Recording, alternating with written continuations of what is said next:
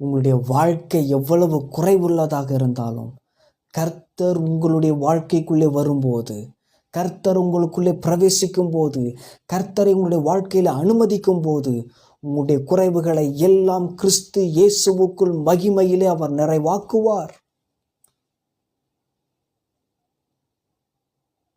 அதுக்கு நீங்கள் ஒரு காரியத்தை செய்யணும், விசுவாசிக்கணும். அவரை விசுவாசிக்கணும், அவரை நம்பணும்.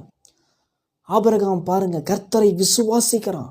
இதை கர்த்தரால் செய்ய முடியும், அவனுடைய வாழ்க்கையை பெரிய ஜாதியாக்குவேன் என்று அவர் சொல்லிட்டாரு. அதை நிச்சயமாய் அவர் நிறைவேற்றுவார் அப்படிங்கிறத என்ன பண்ணான்? விசுவாசித்தான். அவன் விசுவாசிக்கிறான் பாருங்க. எனக்கு பிள்ளையே இல்லை, என்னுடைய சாராளுடைய கர்ப்பம் செத்து போச்சு, எனக்கு வயசாகி போச்சு, ஆனாலும் கர்த்தர் எனக்கு ஒரு குமாரனை கொடுப்பார் அப்படிங்கிறத விசுவாசிக்கிறான். ஏன்னா அவரால் கூடாத ஒரு காரியம் ஒன்றுமே இல்லை அப்படிங்கிறத அவன் இன்னும் ஆழமாக விசுவாசிக்கிறான். அப்போ நான் உங்களுக்கு சொல்கிறேன், ஒன்றுமே நடக்கலைங்க, என் வாழ்க்கை எப்படி போகுதுன்னே தெரிலங்க, என் வாழ்க்கையில் முன்னேறுவதற்கான ஒரு சாத்திய கூர்வே இல்லைங்க அப்படின்னு நீங்கள் நினச்சிட்ருக்கீங்களா? என் வாழ்க்கையில் ஒரு நிம்மதி இல்லை, சமாதானம் இல்லை, என் வாழ்க்கை முன்னேறுவதற்கான ஒரு தடயமே இல்லை அப்படின்னு நீங்கள் நினச்சிட்ருக்கீங்களா?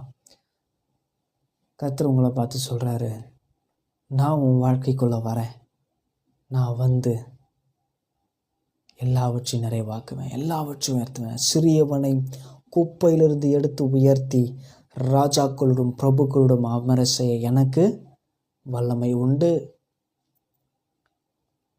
ஒன்றுமில்லாததிலிருந்து எழும்ப பண்ண என் தேவனுக்கு வல்லமை உண்டு.